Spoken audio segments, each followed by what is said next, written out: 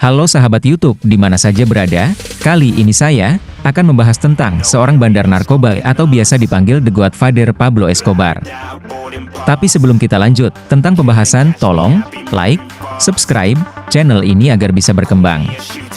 Pablo Emilio Escobar Gaviria adalah salah satu gembong narkoba paling ditakuti dunia yang berasal dari Kolombia, lahir pada 1 Desember 1949 di Rio Negro, Antioquia. Dia tumbuh di lingkungan yang keras dan miskin sejak usia belasan tahun. Escobar telah terlibat dalam berbagai kegiatan kriminal, seperti pencurian mobil, pemalsuan dokumen, dan perdagangan barang, selundupan. Inilah beberapa fase penting dalam hidupnya yang mengarah pada kekuasaan yang sangat ditakuti. Di usia yang masih 16 tahun Escobar sudah mulai terlibat dalam dunia kejahatan. Saat itu dia dikenal sebagai remaja ambisius dan tidak segan-segan melakukan kekerasan untuk mencapai tujuannya. Ia mulai mencuri mobil dan menjual suku cadangnya. Selain itu dia juga terlibat pemalsuan ijazah, pencurian batu nisan, dan menjual barang curian di pasar gelap. Pada usia 20 tahun Pablo Escobar berkenalan dengan jaringan kriminal yang paling besar dan terlibat jaringan narkoba. Di akhir tahun 1970-an, ia mulai berkolaborasi dengan kartel-kartel besar untuk mengedarkan kokain ke luar negeri, terutama Amerika Serikat. Saat beranjak dewasa, Escobar menyadari potensi besar dari perdagangan kokain yang pada saat itu sedang booming. Pada awalnya dia hanya pedagang kecil, tetapi dengan kecerdasan bisnisnya dan kekejaman tanpa kompromi, Escobar memperluas operasinya. Ia mendirikan kartel Medellin dan dalam waktu singkat menjadi jaringan narkoba terkuat di dunia. Escobar dikenal sebagai pribadi yang sangat karismatik, tetapi juga sangat kejam. Dia tidak ragu menggunakan kekejaman ekstrim untuk menyingkirkan saingannya atau pejabat pemerintah yang mencoba menghentikan. Metode favoritnya untuk mengamankan kekuasaan adalah Plato o Plomo, perak atau timah, yaitu menawarkan pilihan antara suap perak atau kematian timah. Strategi ini membuat Escobar mendapat kendali politik Kolombia, polisi, dan sebagian militer. Pada puncak kekuasaan di tahun 1980-an, Pablo Escobar menjadi miliarder dengan kejayaan perdagangan narkoba. Ia bertanggung jawab atas sekitar 80% kokain yang masuk di Amerika Serikat. Kekaisaran kriminalnya tidak hanya mencakup di Kolombia saja, tapi di berbagai negara.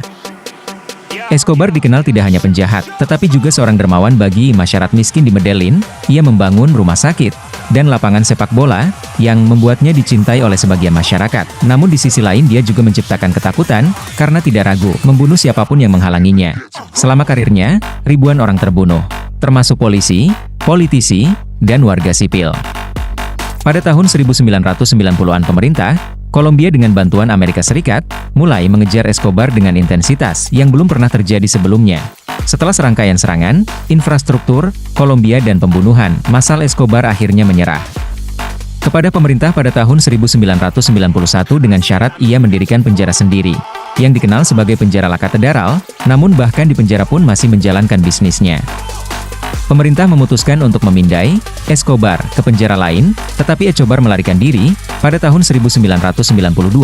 Setelah lebih dari 1 tahun dalam pelarian, Escobar akhirnya ditembak mati oleh polisi Kolombia di atap rumahnya di Medellin pada 2 Desember 1993. Pablo Escobar adalah salah satu tokoh paling berpengaruh dalam sejarah kriminal dunia. Dari awal karirnya di usia muda, ia menggunakan kombinasi suap, kekerasan, dan karisma untuk membangun kekaisaran narkoba yang sangat kuat dan ditakuti. Meskipun dia memberikan bantuan kepada masyarakat miskin di Medellin, warisannya tetap diwarnai oleh teror, kekerasan, dan kehancuran yang ia bawa ke Kolombia dan seluruh dunia. Banyak yang mulai menganalisa tentang bisnis haram narkoba di dunia ini. Akankah ada Pablo Escobar kedua yang bisa menggantikan kekejamannya ini? Kita tunggu saja, mudah-mudahan saja sudah tidak ada lagi, agar anak-anak muda di seluruh dunia akan aman dari ancaman bahaya dari narkoba.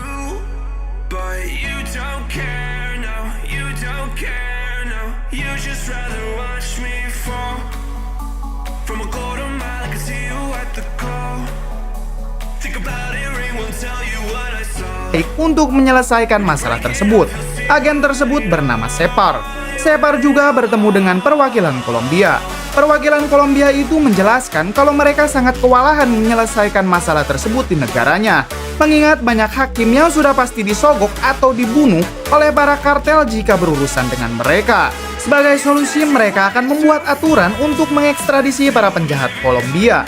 yaitu untuk semua terdakwa narkoboy di Kolombia akan ditindak dan dihukum di Amerika. Hal tersebut ternyata terdengar juga oleh Pablo dan para kartel lain. Di sini Pablo berencana akan masuk ke dunia politik agar perjanjian ekstradisi itu dibatalkan. Esok harinya Pablo dan anak buahnya mendatangi salah satu calon perwakilan rakyat yang akan mengikuti pemilihan umum. Ia memberikan uang yang sangat banyak untuk kelangsungan kampanye kandidat tersebut. Dengan syarat, nantinya Pablo harus diangkat menjadi senatornya. Tentu saja mereka sangat setuju. Hingga singkat cerita, kandidat itu terpilih dan Pablo menjadi salah satu yang akan duduk di kursi penting di dunia politik.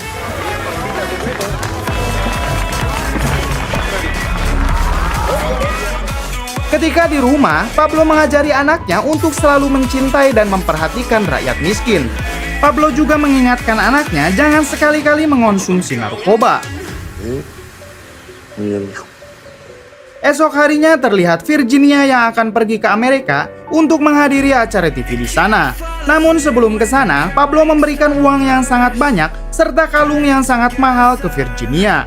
Saat sedang berada di Amerika, Virginia didatangi oleh agen Shepard untuk mencari informasi tentang Pablo. Namun di sini Virginia menjelaskan kalau ingin tahu tentang Pablo, tanyakan saja langsung ke orangnya karena ia juga sekarang sudah menjadi perwakilan rakyat di Kolombia. Namun di balik itu, di Kolombia sedang ada rapat para petinggi negara.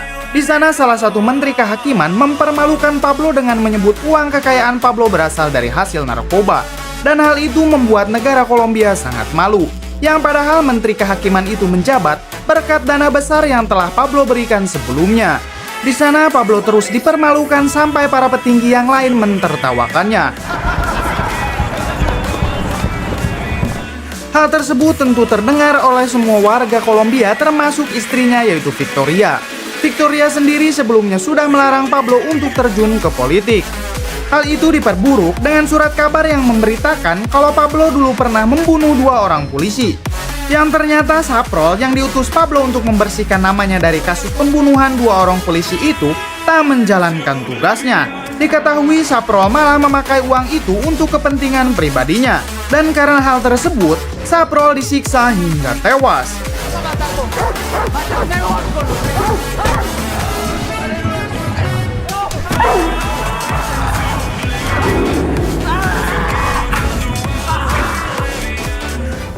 Kemudian Pablo dan para kartel lain berkumpul. Di sini Pablo berencana untuk membunuh menteri kehakiman yang telah mempermalukannya itu, termasuk si penulis surat kabar yang telah membongkar masa lalunya sudah menonton video ini. Semoga kalian semua terhibur dan saya ucapkan banyak terima kasih buat yang sudah menonton. Silakan komen video apalagi yang akan para saya Karyo buat. akan mendapatkan tugas dari Pablo. Karyo itu sendiri adalah sebutan untuk orang-orang yang dibiayai dan dilatih oleh para kartel untuk membunuh musuh-musuhnya. Karyo dibayar mahal untuk mengemban tugas dari para kartel. Keesokan harinya para Karyo menjalankan tugasnya dengan membunuh menteri kehakiman dan si penulis berita.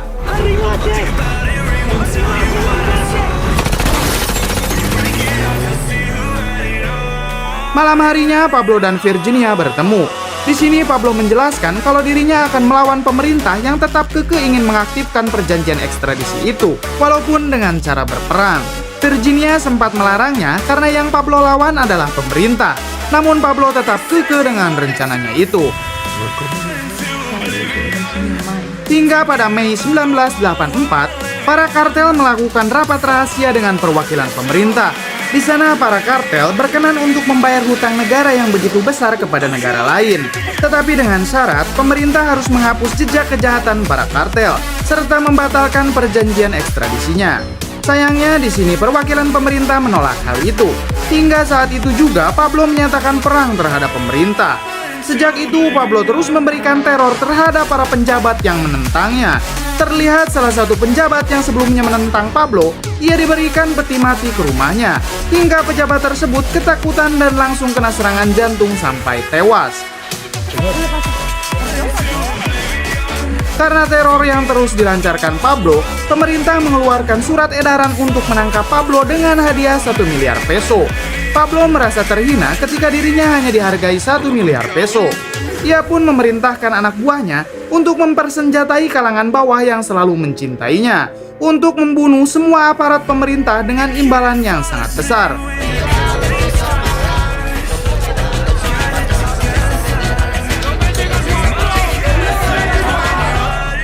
Terlihat orang-orang yang sudah dipersenjatai mulai membunuh semua polisi yang mereka temui.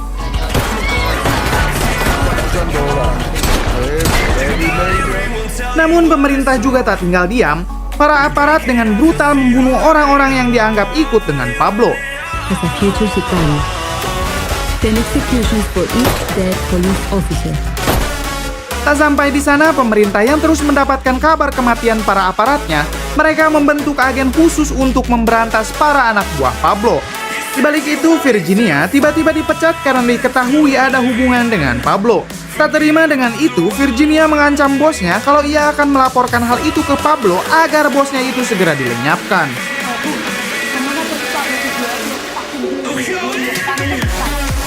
Beberapa hari kemudian, Virginia menghubungi Pablo dan merasa kesal karena dirinya telah dipecat dan dijauhi orang-orang karena kedekatannya dengan Pablo. Virginia mengatakan kalau dirinya tidak mau lagi berhubungan dengan Pablo. Pada saat itu, Pablo yang sedang bersembunyi di hutan langsung terlacak oleh agen pemerintah, hingga peperangan pun terjadi di hutan tersebut.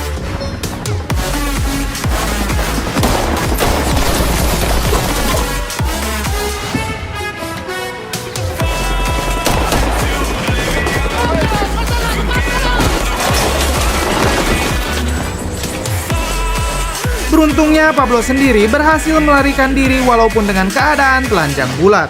Di balik itu, anak buah Pablo yang memegang kendali kartel Kali tertangkap dan ditembak mati. Setelah itu, Pablo lebih membrutal dengan meledakkan tempat-tempat penting sampai pemerintah merasa kewalahan. Walaupun Pablo orang yang sangat dicari, ia tetap berkeliaran bersama keluarganya. Karena pengoboman itu terus saja dilancarkan Pablo, pemerintah mengajak Pablo untuk bernegosiasi. Pada akhirnya, Pablo mau menyerahkan diri dan akan masuk penjara, namun dengan syarat penjara itu harus Pablo sendiri yang menyediakan, serta perjanjian ekstradisi itu harus dibatalkan.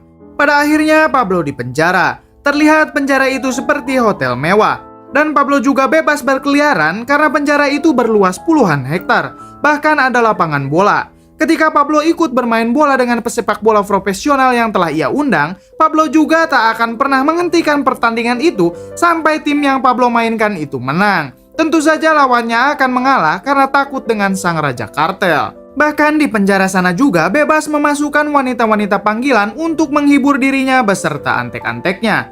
Ternyata di penjara tersebut, Pablo lebih dengan mudah mengatur perdagangan narkobonya tanpa harus takut ditangkap polisi. Setiap minggunya anak dan istrinya datang untuk berkumpul. Saya jadi teringat penjara itu sama seperti penjara di Wakanda untuk para koruptornya. Di balik itu, Virginia sendiri yang terus menganggur dan tak kunjung mendapatkan pekerjaan, ia terus menjual harta-hartanya sampai habis. Ia tidak bisa menjadi jurnalis karena stasiun TV di dunia telah memboikotnya. Hingga suatu hari, Virginia pergi ke penjara untuk menemui Pablo. Di sana ia meminta uang yang cukup banyak ke Pablo karena sekarang Virginia berencana untuk tinggal di Eropa. Karena pada saat itu Virginia sudah tidak mempunyai uang sepeser pun. Namun karena pada saat itu Virginia telah membandingkan dirinya dengan istri sah Pablo, membuat Pablo sangat marah. Karena istri Pablo, yaitu Victoria, tidak sebanding dengan wanita manapun. Karena Victoria lah yang telah menemani Pablo ketika miskin sampai kaya seperti ini. Sedangkan Virginia hanya suka dengan Pablo karena Pablo banyak uang. Pada malam harinya terlihat Pablo sedang membicarakan hasil penjualan narkoboy dari kartel Kali yang tak sesuai dengan perjanjian awal. Menurut kartel Kali, saat ini penjualan sedang susah dan banyak dari barangnya yang sudah disita polisi. Pablo yang tahu mereka sudah menipunya, langsung memerintahkan anak buahnya yang ada di sana untuk segera membunuh mereka.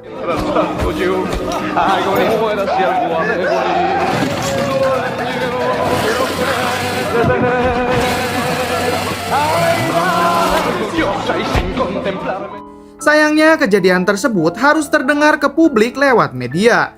Pada akhirnya pemerintah akan memindahkan Pablo dan anak buahnya ke penjara militer. Namun saat akan dibawa, Pablo dan anak buahnya sudah terlebih dahulu melarikan diri. Kemudian para anak buah dari kartel Kali yang telah Pablo bunuh kemarin sekarang bekerja sama dengan pemerintah untuk membantu membantai anak buah Pablo, dan catatan kriminal mereka akan dihapuskan. Tak sampai di situ, pesaing kartel Pablo juga ikut bergabung dengan pemerintah, termasuk DIA dan CIA. Setelah itu mulai bertebaran mayat dari anak buah Pablo dan antek-anteknya. Bahkan Virginia sendiri terus diteror, sampai suatu ketika Virginia hampir diberondong peluru ketika hendak menjual satu-satunya emas yang ia miliki. This belong to European royalty.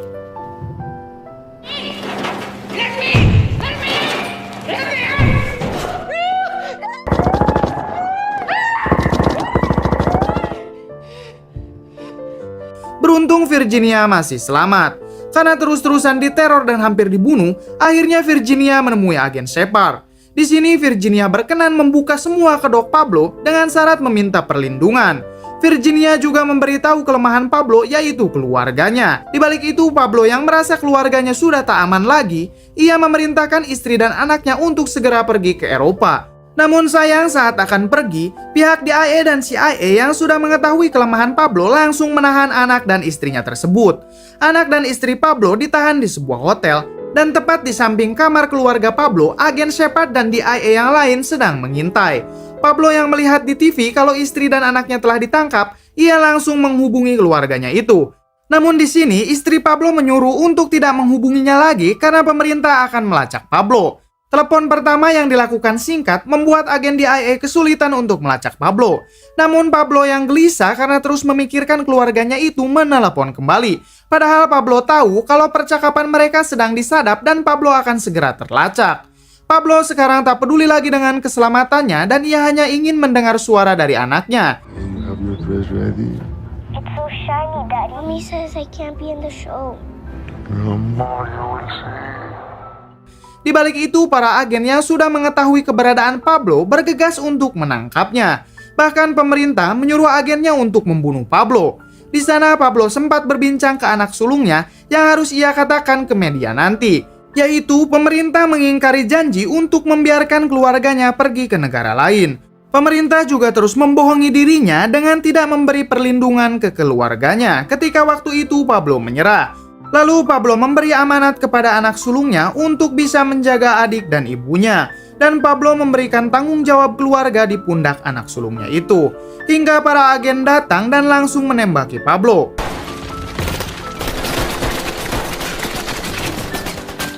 Raja dari raja para kartel narkoba ini harus tewas mengenaskan. Para agen bersorak-sorai mendengar Pablo telah tewas. Namun anak dan istrinya menangis. Dan film pun tamat. Bagaimana menurut kalian? Ada kata-kata yang pernah terucap dari mendiang Pablo Escobar, salah satunya